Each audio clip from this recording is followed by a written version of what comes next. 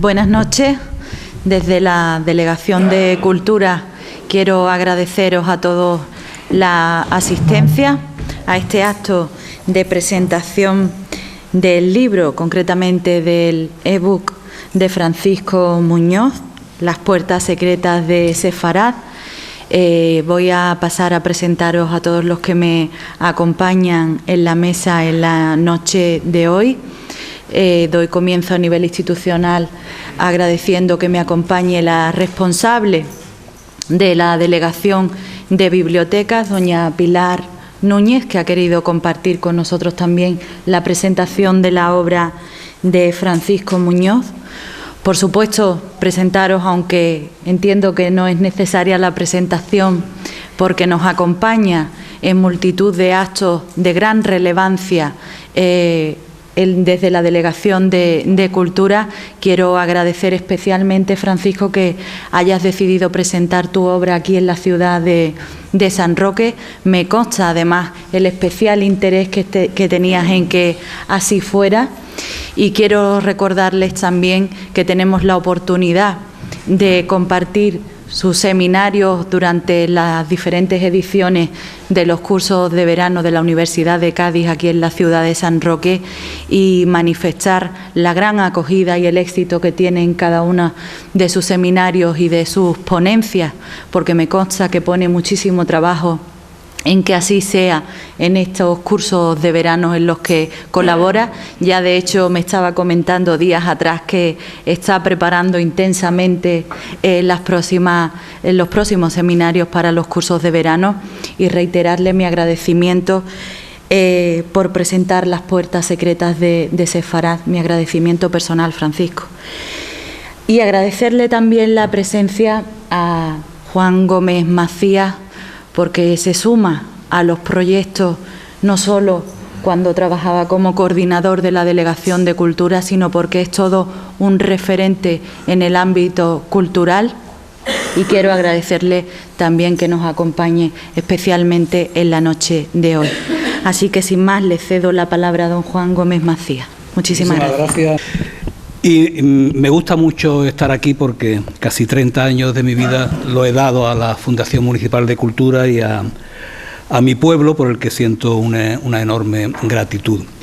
Y yo estoy aquí hoy para presentar la novela de nuestro amigo Paco, con el que me unen lazos fraternales, y voy a procurar ser brevísimo, porque él tiene muchas más cosas que decir que yo, y porque además la novela es muy peligrosa, porque tiene que andar uno con mucho cuidado de no desvelar nada del trasunto de la novela, para que la lectura sea desde el principio interesante. Por eso yo me he puesto bien lejos de Paco, para que no me dé patadas en la espinilla.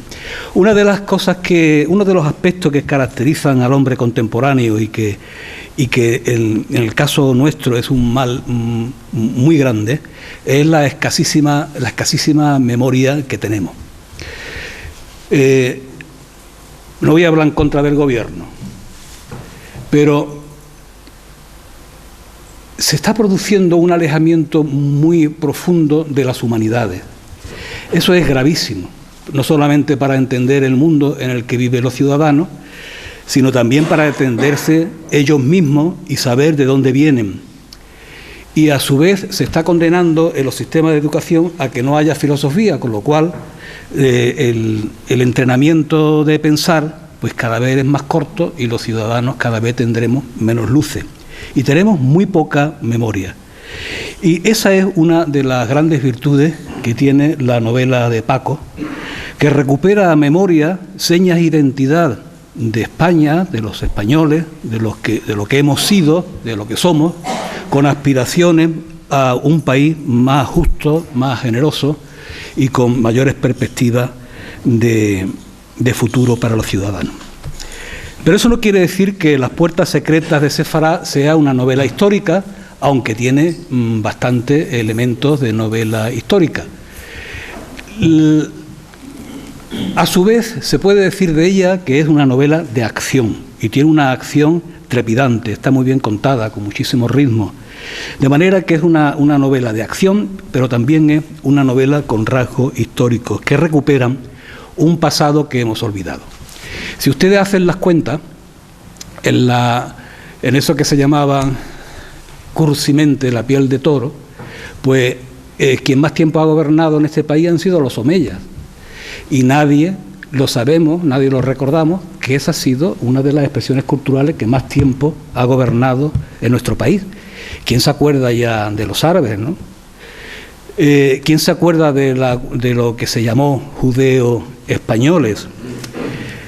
Viene esto en referencia porque en la novela de Paco, en mi opinión, se expresa la fascinación, la admiración que él siente por el pueblo sefardí, por aquella comunidad judía que tenía tantísima importancia en España y que fue expulsada por los Reyes Católicos por un decreto del 31 de marzo de 1942, con una sombra tétrica detrás, Torquemada, que era el poder de la Iglesia, y que incluso, Paco eso lo cuenta muy bien, incluso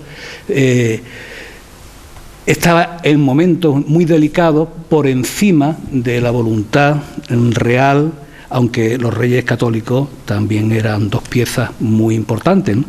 Convendría también acordarse de las leyes que se derivaron en persecución de los gitanos, de los moriscos, todo un mundo tremendo que los españoles hemos olvidado completamente, porque tenemos esa manía de despistarnos de cuáles son nuestros orígenes. La novela de Paco, la acción de la novela de Paco, comienza en el año 70, después de Jesucristo, y va a tener un arranque argumental de gran potencia que en ese decreto real de 1492, con la expulsión de los judíos, porque eran una especie de ratas indignas que no tenían derecho a vivir en la península, y que realmente fueron muchas las generaciones del pueblo sefardí, que esta era su tierra, y eran, no se podía decir todavía que fuesen españoles, pero que esta era su tierra, y que fueron puestos a la orilla del mar para no volver nunca más, y además sin poder llevar la más mínima pertenencia. La dimensión de esa tragedia, yo personalmente no me puedo hacer idea de cómo fue de grande esa desgracia tan tremenda para esas personas, y también la pérdida inmensa para la península, para España, porque no solo ellos tenían riqueza material, sino fundamentalmente una riqueza cultural verdaderamente extraordinaria. Ese pueblo sefardí, ese pueblo judío, sufrirá en época contemporánea otra enorme desgracia como la que conocemos, y mejor no nombrarla bicha. Y como dice muy bien un personaje de Paco en la novela, le dice a uno: no confunda el pueblo hebreo con el Estado de Israel, son cosas completamente diferentes. Y además esa idea es muy sana y muy sabia para aplicarlo en cualquier circunstancia, en cualquier pueblo. De manera que lo primero que yo encuentro en la novela es ese homenaje implícito que hay al pueblo sefardí. Es una novela que está excelentemente bien escrita, que tiene además una intención clarísima, que es la de hacerse entender por todo el mundo. Él utiliza un español de alta categoría, pero un español que puede ser entendido no solamente en el vocabulario, sino también en una sintaxis que hace que la lectura sea muy ágil, con una estrategia muy admirable, que son llevar a la acción en capítulos muy cortos, con un aparente desorden en la acción, porque igual que he dicho que la novela empieza en el año 70, pero la novela se conduce hasta los días actuales. En ese punto de hablar de la actualidad de nuestro país y en realidad del arco del Mediterráneo, tiene también otra virtud esta novela, porque las novelas, como está pasando por ejemplo con la novela policíaca italiana, incluso también la novela policíaca española, en esas novelas se están contando circunstancias históricas, políticas, sociales y económicas que la historia oficial no cuenta, y que la cuentan estos novelistas en acciones aparentemente ficticias que no son remedio de la realidad, sino subrayados a la realidad. Si yo digo que la novela está escrita para el gran público, es una exageración. La novela está escrita para las personas que les guste leer. Y además tiene la ventaja de que, como está, ya lo verán ustedes, está tan bien documentado todo lo que él dice, todo lo que informa en aspectos históricos, geográficos, incluso lingüísticos, siempre da pie a que uno tenga la oportunidad de irse al dios Google y meter una de esas palabras clave y podrá ampliar la información que él nos está ofreciendo. Esa información nunca es, la verdad, un peso muerto, porque eso podría ser un gran peligro que restaría la agilidad que ya he mencionado antes que tiene la novela. Es una novela de acción. Es una novela muy cinematográfica. Es más, de ahí se podría derivar un estupendo guión para una película, porque contiene todos esos elementos de una película de acción, unos personajes muy definidos, porque Torquemada es un personaje fascinante, aunque desde luego no solo ese es el malo de la película, sino después hay unos personajes de ficción en los que Paco sustenta pues aspectos de la mafia, la sombra de donde más esplendor pueda haber en el Vaticano, los bajos fondos de la política, acciones de carácter policíaco. Todo eso es lo que me refería antes, que en la novela contemporánea pues tiene mucho interés, porque cuando pasen unos años esos textos van a hacer un retrato de la sociedad a la que se refiere la acción de la novela, muchísimo más preciso que lo que va a quedar en los libros oficiales de historia, que siempre tienen un filtro más o menos tendencioso. Otra de las virtudes que yo le encuentro es que, además de contar la historia esa que yo al principio decía que tenemos la mala costumbre de olvidarnos, la documenta con aspectos muy interesantes y detalles que tienen su importancia. Por ejemplo, en un momento hay una referencia al libro del Éxodo, que lo voy a leer porque es bonito, ¿no? Y les dijo Moisés: esto es lo que ha dicho el Señor. Mañana es el santo Sabbat, el reposo de Jehová. Lo que hubiere de cocer, cocedlo hoy, y lo que hubierais de cocinar, cocinadlo hoy, y todo lo que sobrare, guardarlo para mañana. La observancia del Sabbat, que eso tenía una importancia extraordinaria en la cultura sefardí, en la cultura judeo-española. Y además nos cuenta una receta que están haciendo con una manera muy primorosa, que tú lo imaginas, porque en las descripciones pues es muy detallista, y uno puede ver, de ahí lo cinematográfico, ¿no? Un plato que se llama adafina, que es un guiso de garbanzo con carne de cordero, cebolla, nabo, no sé cuántas verduras más, aceite de oliva naturalmente, y que está condimentado con canela, pimienta roja o encarnada, azafrán y clavo.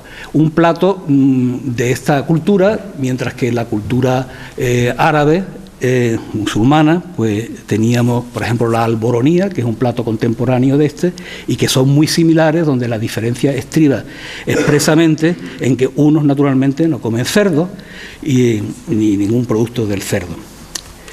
De manera que esos aspectos costumbristas de la época están también muy bien retratados, y eso para mí es muy interesante porque da color, acompaña a la acción.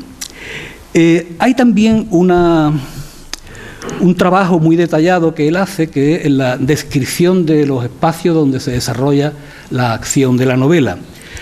Pues bueno, nos describe, aprovechando los movimientos de personajes, cómo es la ciudad de Salónica en la actualidad, cuáles eran los antecedentes históricos y culturales de Salónica, igual con Jerusalén, o igual con un paisaje, que es el único paisaje que voy a mencionar con más exactitud, que es el monasterio de San Juan de la Peña, en las proximidades de Jaca, que tiene una importancia grande en la novela, y que, como además él es un un lugar que él conoce perfectamente, pues todo eso ha sido muy bien narrado y muy bien explicado en la novela.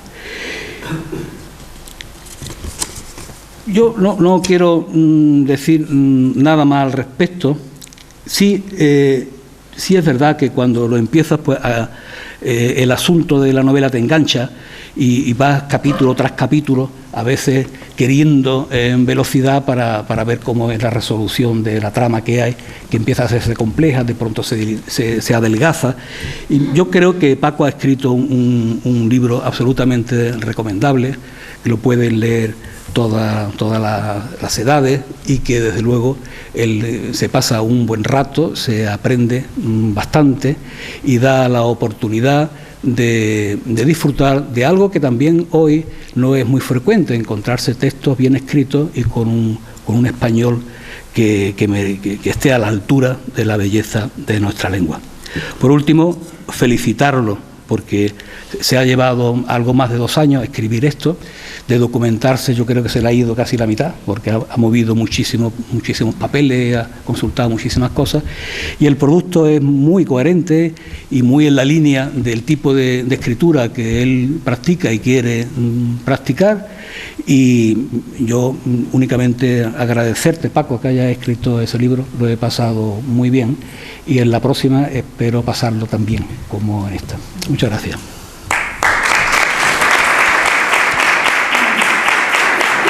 Después, bueno, gracias a las dos, no voy a decir concejalas porque sois amigas mías y creo que eso es más importante.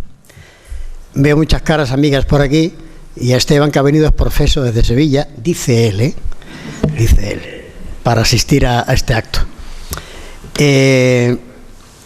Hace ya unos cuantos años, cuando yo presenté mi primera novela aquí, El Bosque del Rey, prometí públicamente que cada novela que escribiera la presentaría aquí. Lo cumplí con El Bosque del Rey, lo hice después con Las Colinas del Edén, que por cierto, por si no lo sabéis, está en la Biblioteca del Congreso de los Estados Unidos. Lo digo por, en fin, yo también me echo flores de vez en cuando.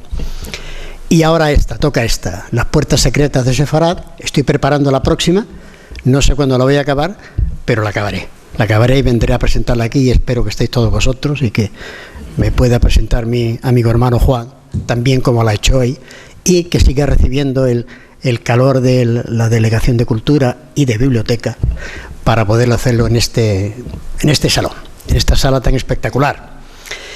Esto es un libro que no es un libro como dice mi amigo César. ¿Dónde está César? Ahí. Porque es un libro, está en formato electrónico, no tiene papel. Eso sí, tiene páginas, tiene letras, tiene historias, pero no tiene papel.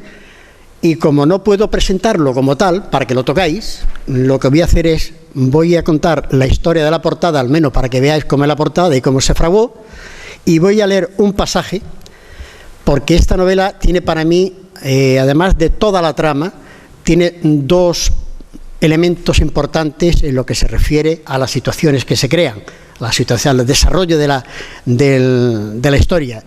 Y es que en todas mis novelas, absolutamente en todas, hasta ahora, ha aparecido San Roque. Unas veces con una especie de heterónimo llamado El Roquedo, en esta llamado ya directamente San Roque, y en una que va a salir en el mes de enero aproximadamente, calculo yo, en Estados Unidos, con una editorial estadounidense pero en español, que también aparece San Roque, se llama El Canto del Gallo.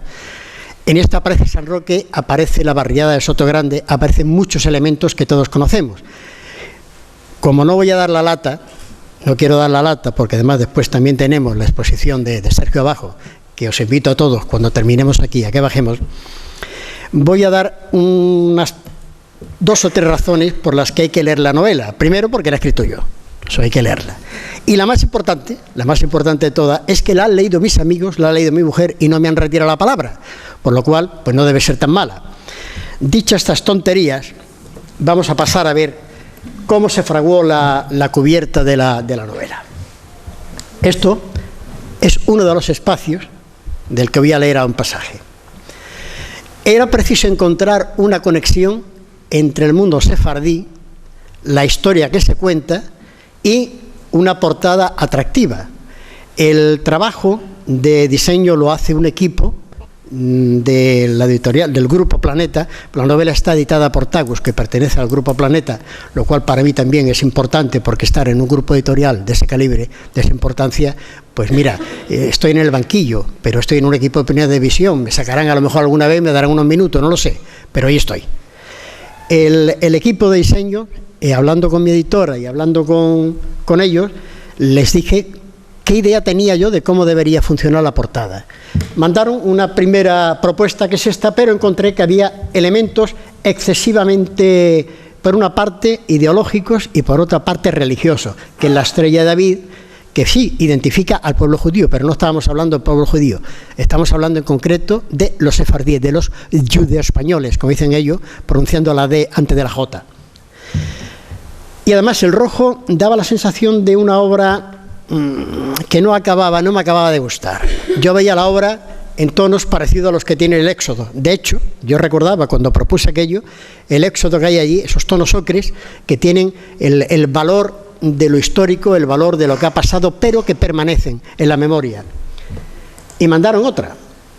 Mandaron esta se parecía un poquito más, pero seguía apareciendo el mismo elemento. Estaba aquí, seguía la estrella, y aquí ya brillaba como si fuese la del cuadro Giotto del avenimiento de la llegada de los Reyes Magos, pero no era eso.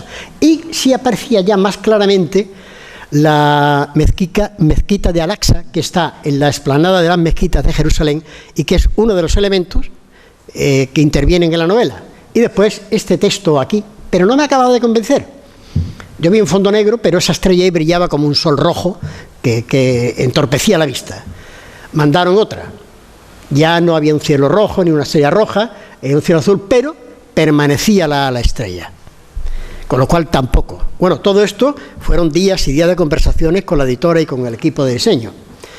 Al final se optó por poner un monumento, que ya se ve aquí el ocre, se ve el ocre, pero claro, sí, había una puerta, había un texto, pero no estaba Sefarad, que es lo importante de la novela. Son las puertas secretas de Sefarad, no las puertas de un monumento que vaya usted a saber de dónde es. Entonces propusieron esta. Ya había un elemento arquitectónico que eran estas arcadas, al fondo la mezquita de Al-Aqsa, pero vuelve a aparecer ese tono rojo ahí que no me...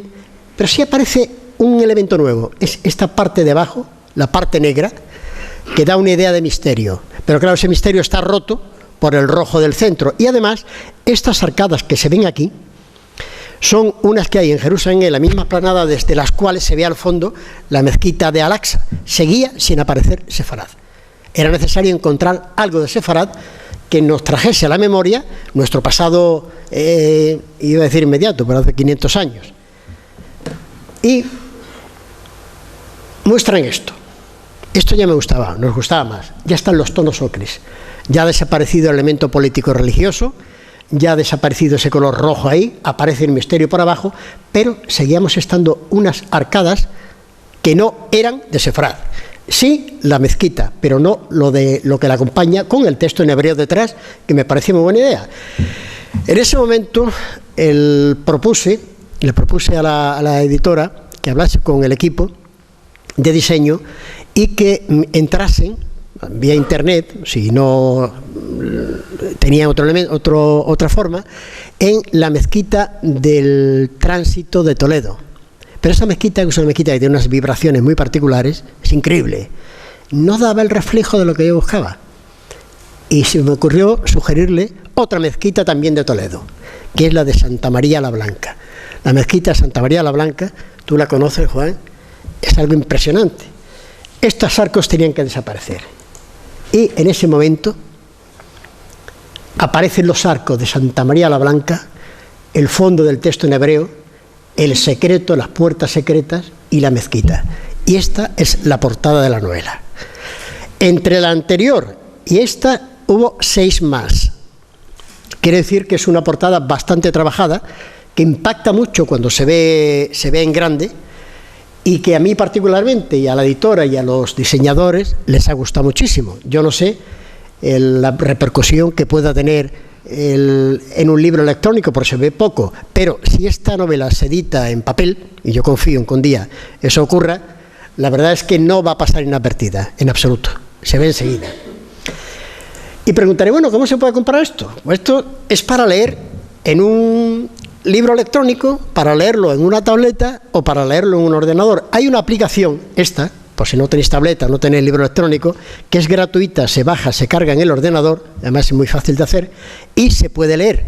Y aquí viene la madre del cordero, que es la cordera generalmente. A ver, César, aquí, ¿cómo se compra esto? César. ¿Y dónde le doy? Ahí no sale. Tienes que minimizar. Ah, minimizar este. Vale. Yo minimizo. Con un libro no hubiera ocurrido eso. Con un libro no hubiera ocurrido Sí, eso. tú encima metes cizaña. Claro, tú sabes que Oye, César, este aparato está... Tú sabes que no me gustaba de... Vale. Ya hablaremos después tú y yo. Ahí. Este no. Es este fuera. Cerrar pestañas. Que conste que el cacharro este no es mío, ¿eh? Bueno, eso es de... Vamos a abrirlo mejor.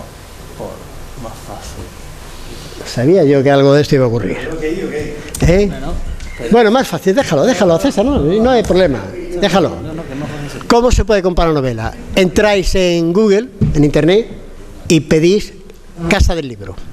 Y dentro de la Casa del Libro, que es la que tiene ahora mismo la venta de todo esto, porque pertenece al mismo Grupo Planeta, pedís Las Puertas Secretas de Sefarad, hay un enlace, pincháis, vale 3,79, es decir, podéis comprarlo de 3 en 3, para la familia, no lo pirateéis, ¿eh? Si tenéis a alguien que lo quiera leer, ¿eh?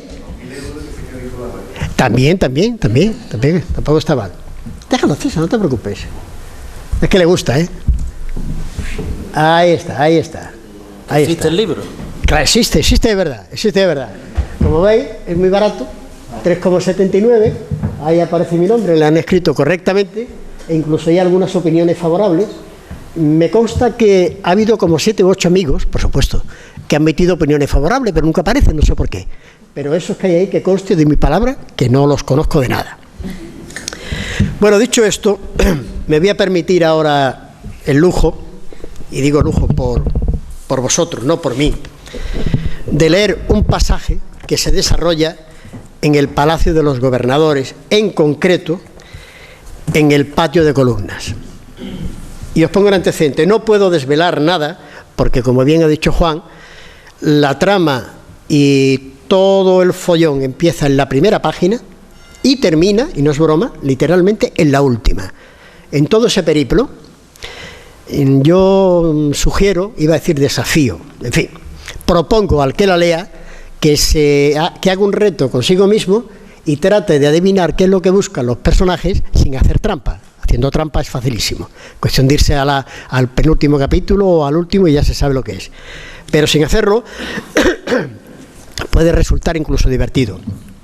Pero pongo un antecedente. Los personajes que aparecen en este capítulo, que son los protagonistas, son por una parte Sir Francis McGalvine, es un coronel retirado del ejército británico que vive en Sotogrande y además de coronel es algunas cosas más que no digo. Sara Misdriel, una empresaria de Salónica, sefardí, que además de empresaria es una mujer bellísima y encantadora y enamorada de España y de muchas cosas. Yorgos Pulianos, que es un profesor de la Universidad de Salónica, especializado en lenguas raras, pues en copto, en arameo y un montón de cosas, y Spiros Apostolidis, es un hermano muy particular, que no voy a desvelar, de Sara Misdriel, que tiene un restaurante en el viejo barrio turco de Salónica y que además de ser propietario del restaurante, es otras cosas que tampoco voy a contar. En el patio de columnas del Palacio de los Gobernadores todavía quedaban asientos libres cuando entraron, pero al poco todo estuvo lleno. Quienes llegaron más tarde ocuparon los pasillos del piso superior para seguir la audición desde las balconadas que daban al patio. Unos 10 minutos después de la hora anunciada, un hombre y una mujer, ambos de mediana edad, salieron por una puerta lateral y fueron recibidos con un aplauso. Se situaron bajo la arcada del fondo. El hombre agradeció la presencia de los asistentes y anunció que la primera pieza que interpretarían sería una versión musicada del Romance del prisionero. Se hizo el silencio entre el público y los primeros acordes de un laúd resonaron en el recinto del patio. Durante la casi hora y media que duró el recital, interpretaron jarchas, casidas, moasajas, cégeles, cantigas y cantares del romancero viejo, todo ello premiado con fuertes aplausos de unos espectadores entregados y agradecidos. Tras la ovación que siguió al romance del conde Arnaldos, la mujer se dirigió al público. Después de esta linda composición, una de las más hermosas de nuestro romancero medieval, queremos terminar con una bonita canción de cuna. Se trata de una nana sefardí muy popular en Salónica, la tierra que acogió a muchos de aquellos españoles que fueron expulsados de Sefarad, su tierra y la nuestra. Voy a hacer un pequeño inciso aquí, que me acabo de acordar. Cuando los reyes católicos decretan la expulsión de los judíos españoles, los llamados sefardíes, les quitaron absolutamente todo, no podían llevar nada. Se cuenta por ahí, no, esto no lo voy a contar otra cosa para que lo leáis en la novela. La historia ha ratificado que así como los puertos españoles los trataron fatal y en la frontera con Portugal, en Portugal los trataron peor todavía, el sultán Bayaceto, el sultán de lo que era el Imperio Turco, mandaba sus barcos a los puertos españoles para recogerlos con orden expresa dada a sus soldados y a los capitanes de los barcos de que aquellos que molestaran o hirieran o insultaran a los sefardíes serían condenados a muerte.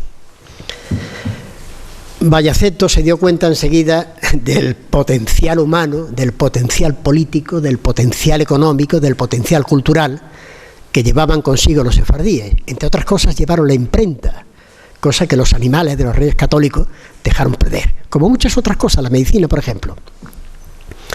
En un momento determinado, esto ya cae dentro de esa historia, que puede ser leyenda, se dice que uno de los visires, uno de los ministros de Bayaceto, elogió la prudencia de Fernando el Católico, del rey Fernando.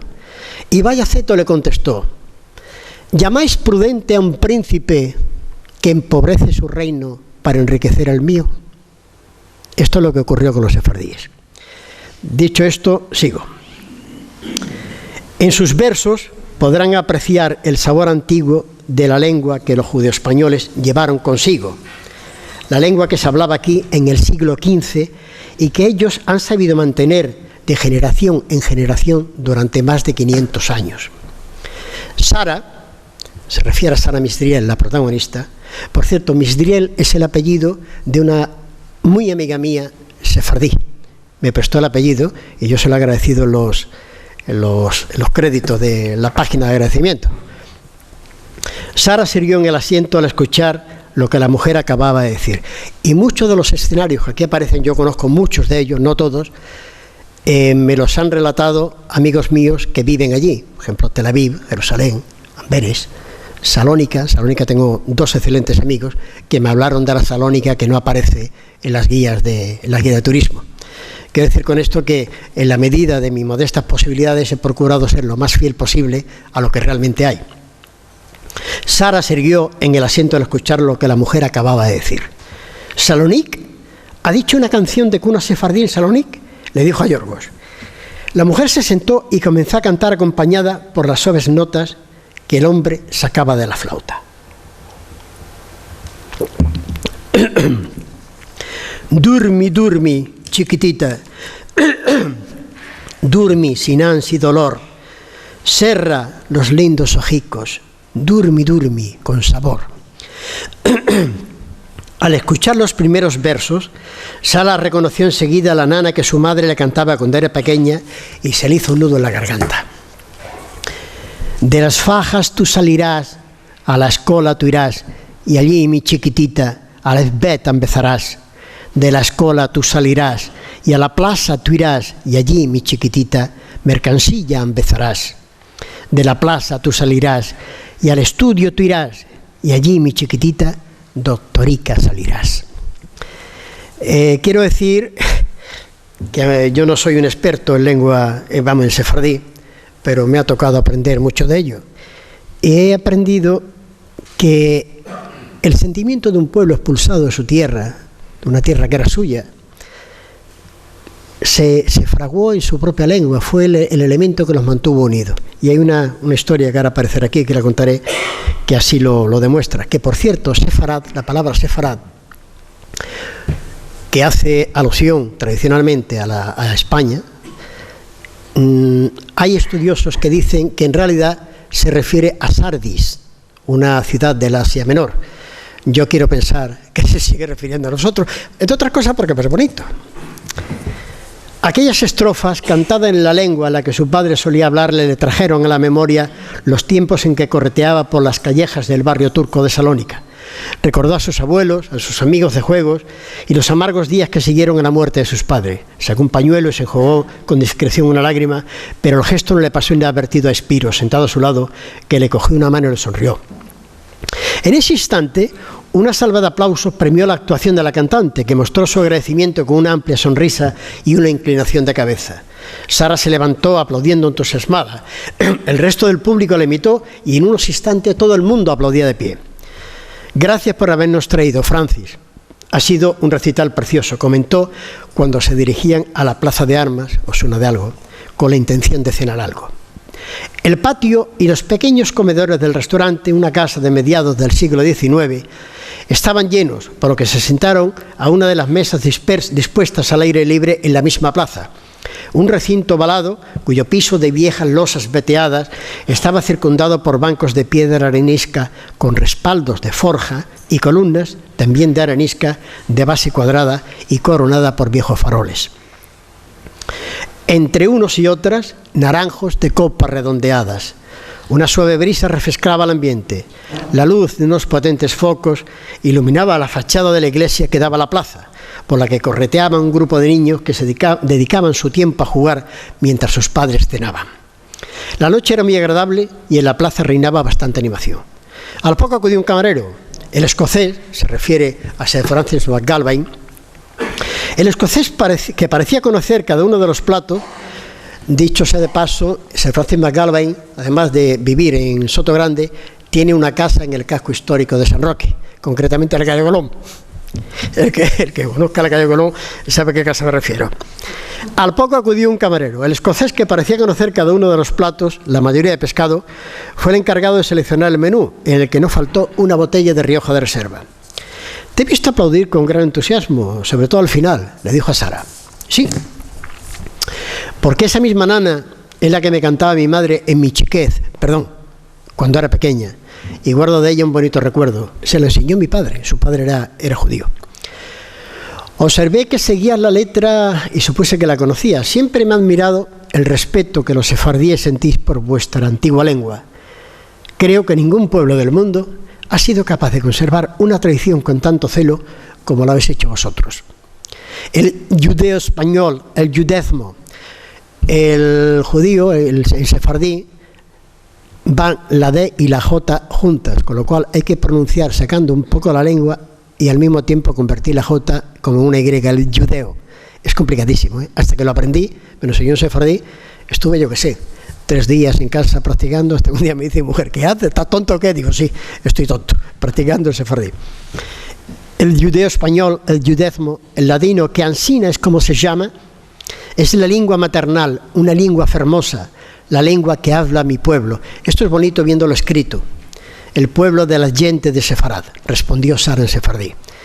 El camarero llegó en ese momento con el vino, las copas y los cubiertos. Sir Francis llenó las 4 copas. Porque esta noche se repita en Sefarad o en Salónica, o en ambos sitios, añadió Sara. Todos alzaron la copa y bebieron. Debe de ser muy hermoso hablar una lengua con palabras y giros de hace 5 siglos, dijo el escocés. Amigo Yorgos, se refiere a la pareja de Sara, amigo Yorgos, si yo estuviese en tu lugar, me olvidaría del copto, del arameo y de todas esas lenguas raras con las que te peleas a diario en tus clases y aprendería a hablar judeo-español. No hacerlo con una profesora hacia al lado es un pecado imperdonable. Yorgos sonrió. Sí, es una lengua muy hermosa. Y me admira el hecho de que haya sobrevivido después de la barbarie nazi. Se sabe, se dice que Yorgos era profesor de historia antigua y arqueólogo. Recuerdo haber leído, y esto es cierto, recuerdo haber leído no hace mucho el testimonio de un sefardí de Belgrado, uno de los pocos que lograron salir con vida de los campos de concentración alemanes. Yo lo leí también. Contaba que su abuela le decía que si los iban a matar, escuchemos esto porque es que tiene una fuerza bestial. Solo tenían una cosa, que era su lengua. Y los cafres de los nazis se la querían robar al matarlos. Contaba que su abuela le decía que si los iban a matar, al menos morirían hablando su lengua, que era la única cosa que les quedaba y que no se la iban a quitar. Una vieja cantiga, la cantiga española, llegó a convertirse en un himno para aquellos desgraciados mientras aguardaban la muerte. Árboles lloran por lluvias, creo recordar que se llama. Árboles lloran por lluvias y montañas por aires, comenzó a recitar Sara. Ansí lloran los mis ojos por ti, querida amante. Torno y digo, ¿qué va a ser de mí? En tierras ajenas yo me voy a morir. Enfrente de mí hay un d'Angelo, con sus ojos me mira. Llorar quiero y no puedo. Mi corazón suspira. Torno y digo, ¿qué va a ser de mí? En tierras ajenas yo me voy a morir. Y aquí voy a hacer un pequeño inciso y me vais a perdonar. Cuando terminé de copiar estas páginas para leerla aquí, me asaltó un pensamiento. En tierras ajenas yo me voy a morir. Lo que ocurrió durante la barbarie nazi, allí los mataban, aquí salvando las diferencias, por supuesto, es decir, la expulsión de los judíos en 1492, van a tierra ajena. Ellos mueren también en tierra ajena. Y yo no puedo dejar de pensar en tantos jóvenes nuestros que tienen que buscar el futuro fuera de aquí, porque su propia tierra se les ha vuelto ajena, porque no tienen trabajo. Y no sigo con esto. Varias personas de las mesas cercanas volvieron la cabeza con curiosidad al oír recitar las estrofas de la cantiga, cuyos versos, dichos a media voz con la entonación y el aire arcaico de las palabras, adquirieron significados evocadores de otros tiempos. Cuando terminó se hizo un breve silencio entre ellos. Spiros llenó de nuevo las copas. Los cuatro bebieron. Cuánta belleza y cuánto dolor hay en esos versos, comentó Sir Francis. Sí, dijo Sara, pero no nos pongamos trascendentes, que todavía queda mucha noche por delante y hay que aprovecharla. Estamos en Sefarad y no estoy dispuesta a que una noche como esta se me vaya sin más. Hermanita, estás desconocida, le dijo Spiros. Nunca imaginé que la respetable y rica empresaria Sara Misriel fuese una juerguista empedernida. Debe ser por este vino tan magnífico, se justificó Sara, que levantó su copa y acompañó el gesto con un nuevo brindis. Alegría y sanidad para todos, sefardí. Sanidad. Por este vino tan magnífico y por el amor. Hay que decir que en esta novela hay una bonita historia de amor. Porque no todos van a ser malos, los malos son malísimos, los buenos son buenísimos y muy guapos, y hay una historia de amor también. Hay sicarios, hay asesinatos, hay ladrones, hay de todo. Y claro, una historia de amor siempre es algo agradable. Además, la novela, lo adelanto, termina bien. Para los que les gustan las novelas que terminen mal, que no la lean, porque termina bien. Por este vino tan magnífico y por el amor, añadió el escocés, porque el amor nos hace sentir cosas maravillosas. Y en las noches de España, ese amor puede ser mágico. ¿Eso lo dices por experiencia?, le dijo Spiros. Sir Francis soltó una carcajada. ¿Sabéis que mi abuela paterna era española?, comentó Yorgos de pronto. ¿Tu abuela, una abuela tuya era española?, se extrañó Sara. Dice, sí, yo no llegué a conocerla, porque murió en Francia durante una de las acciones de acoso contra los nazis. Vaya, esto sí que es una sorpresa. ¿Por qué me lo habías contado? No sé, nunca le di mayor importancia. Pues la tiene, porque significa que tú y yo compartimos sangre de Sefarad. Además del amor, añadió Sir Francis, sí, además del amor, reconoció Yorgos. En los ojos de Sara apareció un brillo especial. Cuéntanos esa historia porque promete ser interesante, pidió Spiros. Mi abuelo paterno se llamaba como yo, bueno, yo me llamo como él. pertenecía al Partido Socialista Democrático que fundó Papandreou. Se refiere al padre del Papandreou, que hemos conocido todos, que ha sido presidente de Grecia, porque tanto Sara como Yorgos como Spiro son griegos, de Salónica. Cuando en 1936 el general Ioannis Metasa estableció la dictadura fascista, mi abuelo y muchos otros tuvieron que exiliarse para escapar de la represión desatada contra los partidos de izquierda. Esto nos recuerda muchas cosas, ¿verdad? Huyó a Francia, donde fue sorteando el temporal como pudo hasta que acabó uniéndose a la resistencia después de la invasión nazi del 2 de mayo de 1940 y del armisticio que el mariscal Henri Pétain firmó con los alemanes. En la resistencia trabó amistad con varios republicanos españoles que se habían unido a los franceses para luchar contra los alemanes. Mi abuelo me contó una vez que esos españoles eran gente muy brava y leal, valientes como nadie y fieles a sus principios hasta el final. En la resistencia, el abuelo Yorgos conoció a mi abuela Rosa, que así se llamaba. Fue un amor a primera vista y lo vivieron con la intensidad de aquellos tiempos. Hizo una pausa para dar un trago de vino. Llevaban casi 3 años juntos cuando una noche de noviembre, al ir a volar un depósito de armas de los nazis, cayeron en una emboscada. Los alemanes los estaban esperando. Mi abuela y muchos otros resistentes murieron. Mi abuelo intentó llevarse el cuerpo de mi abuela, pero sus compañeros se lo impidieron.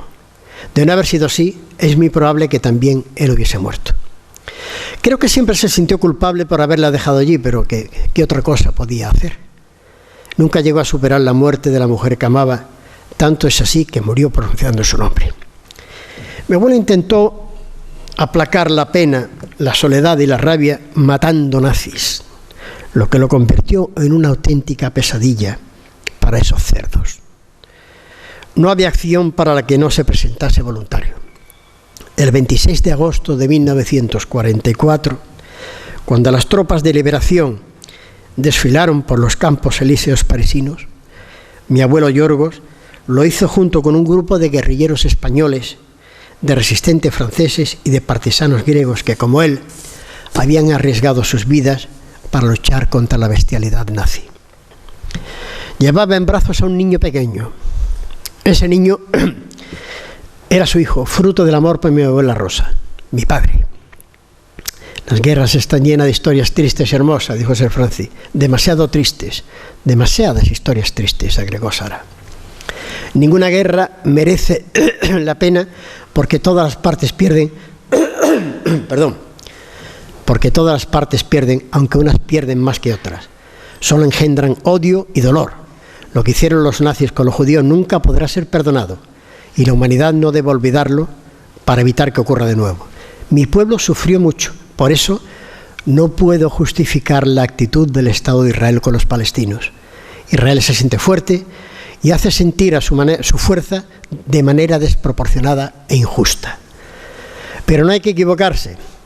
Una cosa es el pueblo judío y otra muy distinta es el Estado de Israel. Es a este al que hay que pedirle cuentas. Los tres miran con asombro a Sara. Nunca la habían escuchado pronunciarse como lo estaba haciendo en ese momento. Esto suena muy duro, le dijo Sir Francis. Sí, es muy duro, pero es así. Soy de origen judío y no reniego de mis raíces, pero no estoy ciega y veo lo que ocurre. Y lo que veo no me gusta nada. Israel, sus sucesivos gobiernos, están masacrando al pueblo palestino, que ve impotente cómo su libertad muere en una franja de tierra que ni siquiera puede decir que sea suya. Los niños crecen allí en medio del dolor y el miedo, y eso solo engendra odio. Todos los pueblos tienen derecho a tener una tierra propia porque nadie merece vivir y morir en una tierra ajena. No creo en ningún nacionalismo, y el sionismo lo es. Lo es porque no conozco ningún nacionalismo que haya traído algo bueno. La historia está llena de ejemplos. Detrás de muchos de ellos siempre está el fanatismo, el enfrentamiento, la guerra, el hambre, el odio. La guerra, el símbolo que mejor representa la irracionalidad de una especie que se llama a sí misma racional. Sara calló. Apuró el vino de la copa y se sirvió un poco más. Sir Francis y Yorgos persistían en el silencio. Lo siento, se disculpó. Me temo que os he aguado la noche. En absoluto, querida Sara, dijo el escocés. Tu razonamiento es muy lúcido. Si entre los gobernantes de Israel hubiese más gente que pensase como tú, tal vez sería posible que reinase la paz entre palestinos e israelíes. Y ahora debes permitirme que te recuerde lo que hace un rato decías: no nos pongamos trascendentes, que todavía hay noche por delante. ¿Qué tal si continuamos esta reunión en mi apartamento? Antes de salir, pues a enfriar un par de botellas de una excelente cava que están aguardando a que las descorsemos. Ya termino.